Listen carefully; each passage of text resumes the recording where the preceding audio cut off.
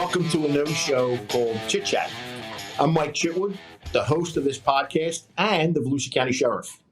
You know, for most of my career as either the police chief in Daytona Beach or as a sheriff in Volusia County, I have always had reporters thrust their microphone in my face, ask me questions, and ask me my opinions. Well, now, with this podcast, I get to reverse the roles. I get to be the one that asks the questions. Part of the impetus behind starting this podcast was the passing of legendary radio host Big John and Mark Bernier.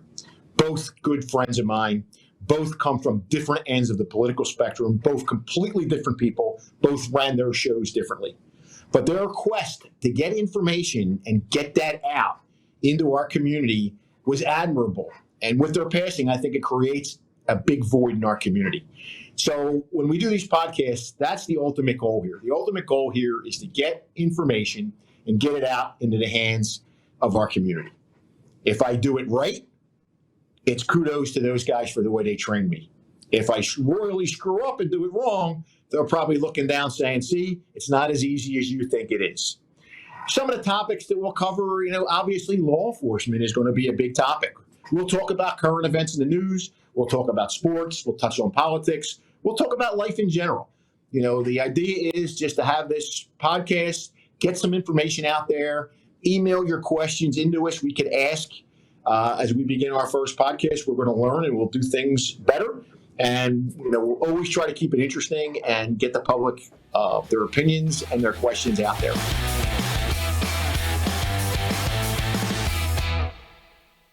(911), where's your emergency? Between every crisis and every first responder is a 911 operator.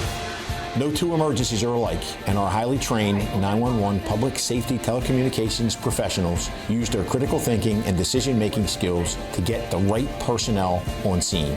As a valuable member of our team, you will earn a competitive salary and outstanding benefits, plus the satisfaction helping others and making a difference in your community. Are you ready to answer the call? 911, where's your emergency?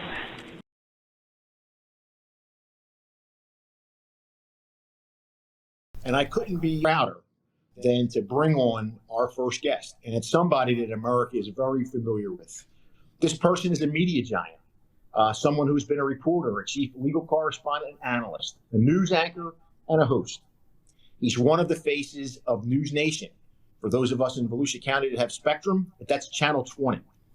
That's a cable network that is trying to give America a novel approach to the news, fair and fact-based, not something that's dividing. You might know this person best as the host of one of the most popular shows on television, first Live PD, and now On Patrol Live, where they are right here in Volusia County. And this weekend, they will be riding with our deputies, Royce James and J.J. Smith. So without any further ado, please welcome Mr. Dan Abrams. Dan, how are you doing? Hey there. We're so glad to have you. I'm glad to be with you. Can you tell us, what's going on with the On Patrol Live? I know that I get stopped constantly and receive emails about nothing but praise about the show and how thankful they are you brought it back on the air. So, On Patrol Live shows what you guys do on a regular basis. This is about you guys, the cops in the field. And we're just sort of the ringleaders there in the studio, just making sure that we go from one place to the next, and Sean and Curtis providing that background, the analysis, the explanation of what we're seeing and why we're seeing it.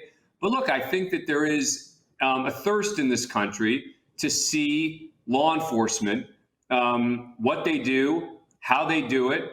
And I think that's part of what's made the show so popular. Yeah, I know that, like I said, everywhere I go in the county, people are so glad that Volusia County is part of On Patrol Live, which brings me to one of the questions about the polarization in politics and the news media's attempt to slant and divide. I don't know what your opinion is. I know I watch you at night. I know what you try to do, presenting both sides of the coin, and let the viewer decide. Yeah, I mean, look, I think that there's been a real problem, which has been the financial incentive to create outrage. And I think that the cable news networks have really bought into that, meaning you pick a side, you get angry, you get people upset, and people watch, and it digs into their emotions. And I think that there is a little bit of fatigue now with that. And I think that there are people who are saying, you know what? I don't need to be angry when I'm watching the news. I'd like to get some analysis. I'd like to walk away and feel like I learned something. Maybe I'm a little bit smarter as a result of what I heard. And look, on my show on News Nation, I definitely do analysis and opinion, but people won't necessarily know where I'm going to come out. Depends on the issue. It depends on the facts, et cetera. And it's never the extremes, meaning if you're extreme on one side or the other, you're not going to like the show. No doubt about it, because you're always going to be mad at me about something.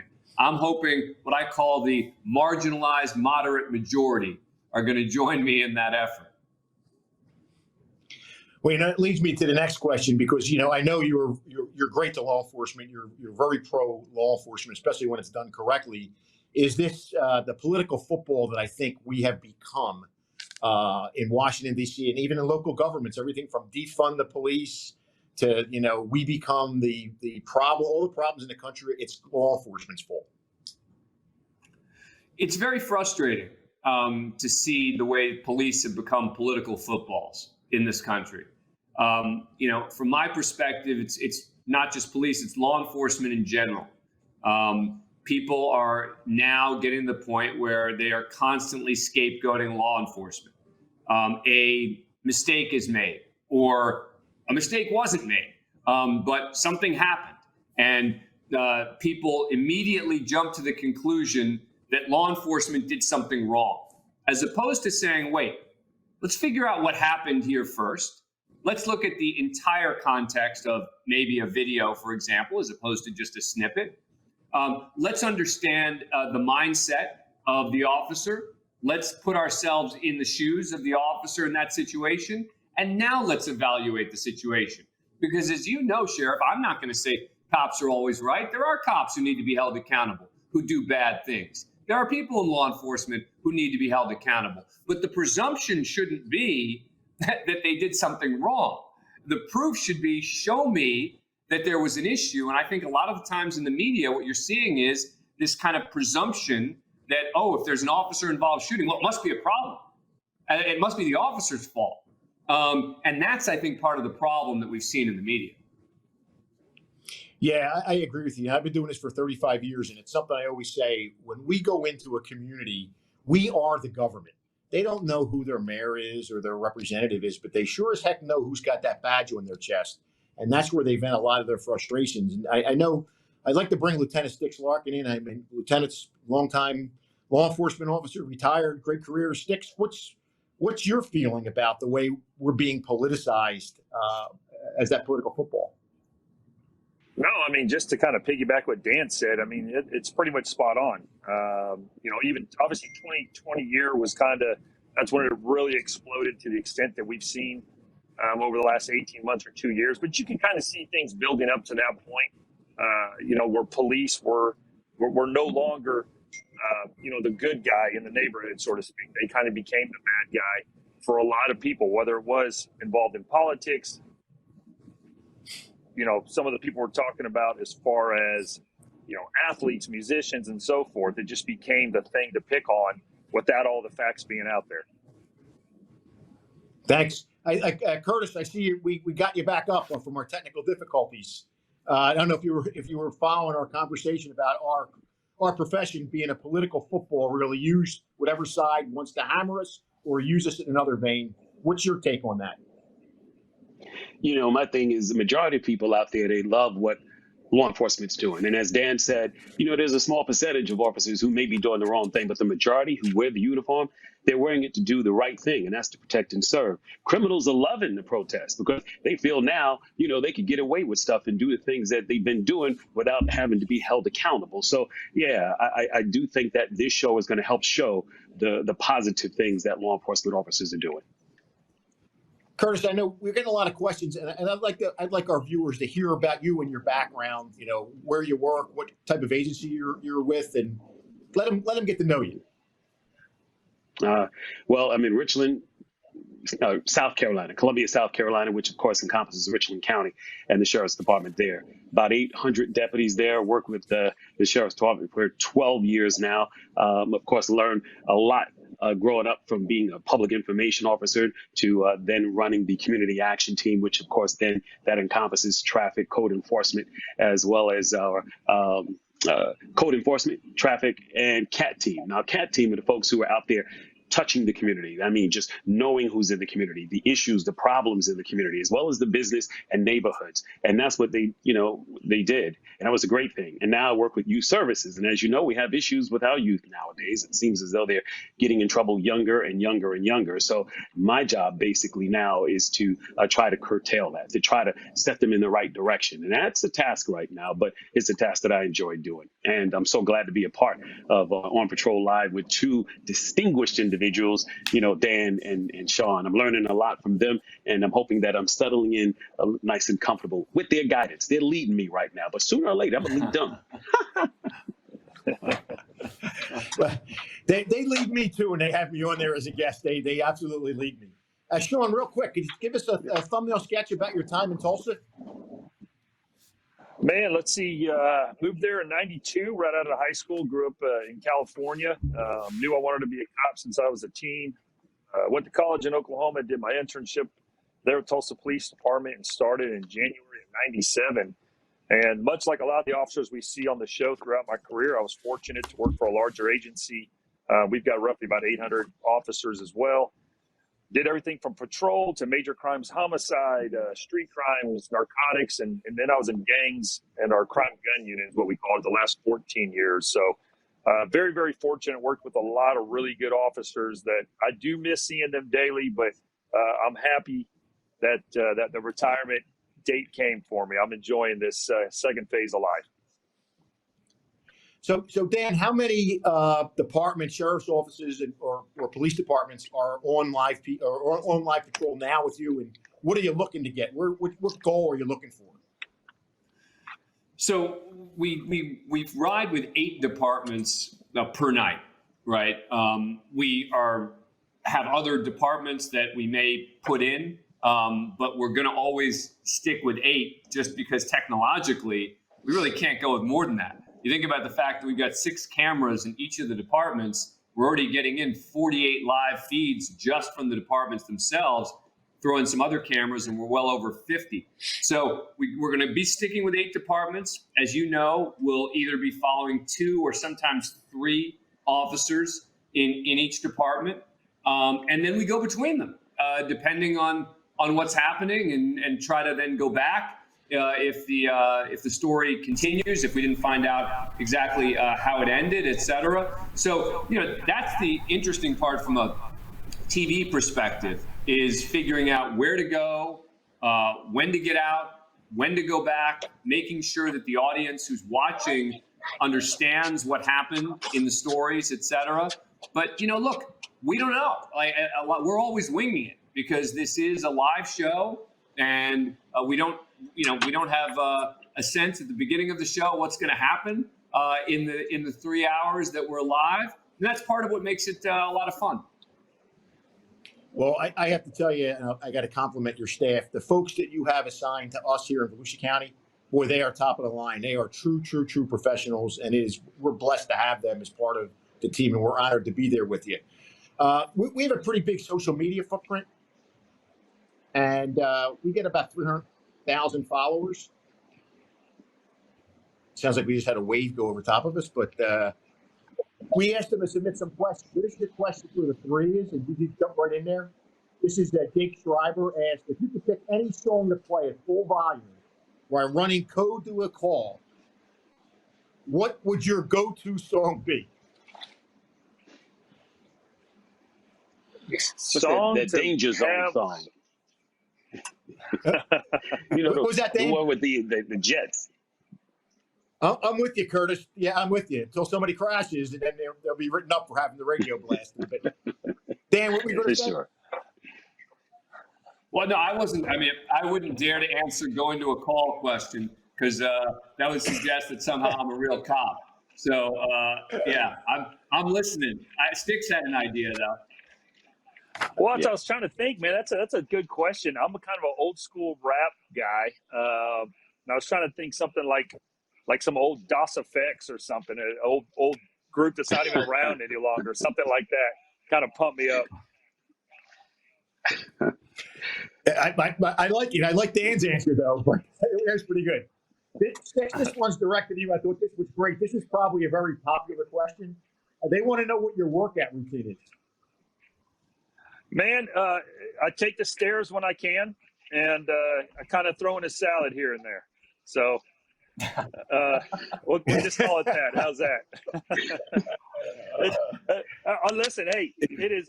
What I tell everybody is I really look like Danny DeVito or something, man. It's all about good camera angles, makeup, and lighting.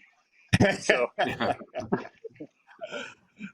Dan, this one's for you. Joe Gearin asks, and actually anybody can jump in here too.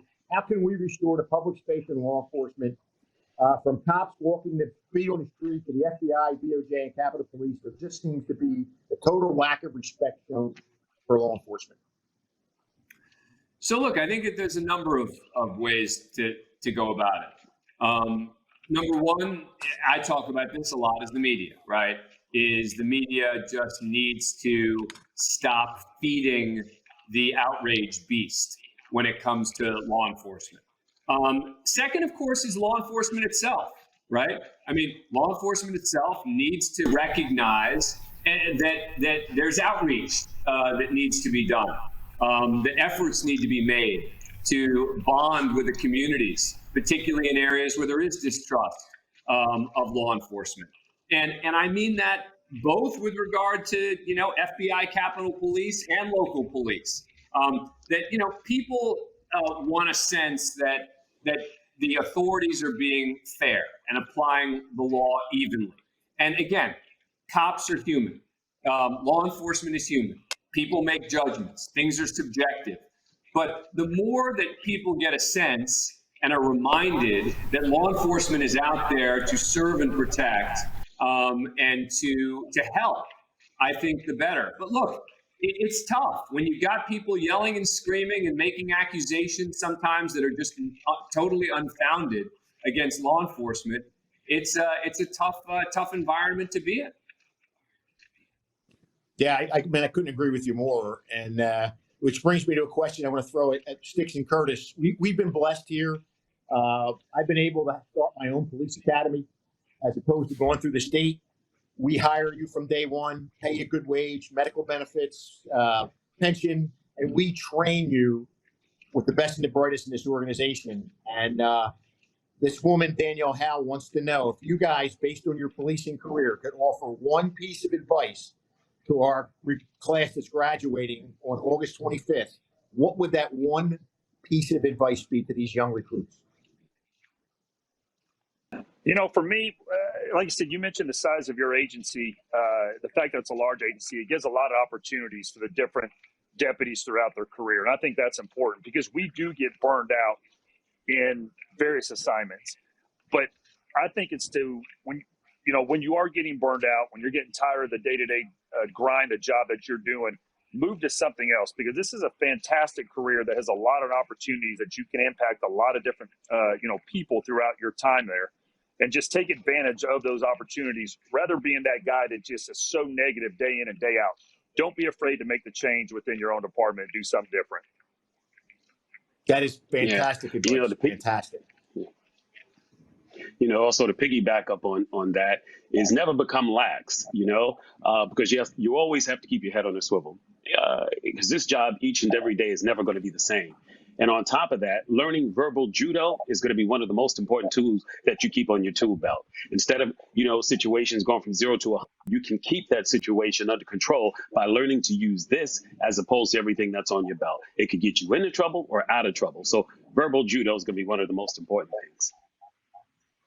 Great point. Great point. Dan, I'm going to throw the last question to you. If you could look into a crystal ball, where do you forecast? Where is law enforcement headed in this country? Where do you see us ending up? Look, I think that we've gone through a rough patch. I think we've we're on the right side of the mountain, so to speak. I think that people are recognizing that, dumb things like defund the police, et cetera, they aren't just counterproductive. They lead to more crime and frustrate people, et cetera. So I think that there's been a little bit of unfortunately, an experiment at the expense of law enforcement for the last couple of years. I think we're on the other side of it. Now that the challenge for law enforcement is getting those recruits back, right? We're having real problems nationwide, getting people on the force. We gotta sell again the idea that being a law enforcement officer is a noble profession and something that people ought to want to do. And I think we're going to get there. And I think I think law enforcement's going to be in a better place in a few years than it's been today. Because right now we're still dealing, I think, with the effects of a lot of negativity over the last couple of years. So I think there's going to be a rough patch in the next year or so with a lot of retirements, problems with recruiting. But I think that we're on the right side of that. And I think it's going to go in the right direction. And we're going to be back to a place where people appreciate and respect law enforcement. Amen, Dan. I'm praying that your words come true. Dan, I like I said to Curtis and Sticks, I can't thank you guys enough for the work that you do. You are so professional here. I just wish other folks would emulate what you guys do and how you try to do your job. I think we'd be in a better place in this country, and our profession would be a little bit better off if more people took that fair approach that you guys take. So again, thank you so much for us on our first podcast. And that's the first show. I'm sure you folks will let me know how I did through email, because God knows this past year, I've gotten hammered with quite a few emails about the way we do our job. But seriously, thank you for listening. Thank you to our wonderful guests for our first episode of Chit Chat. And stay safe out there in Volusia County. Thanks, sir.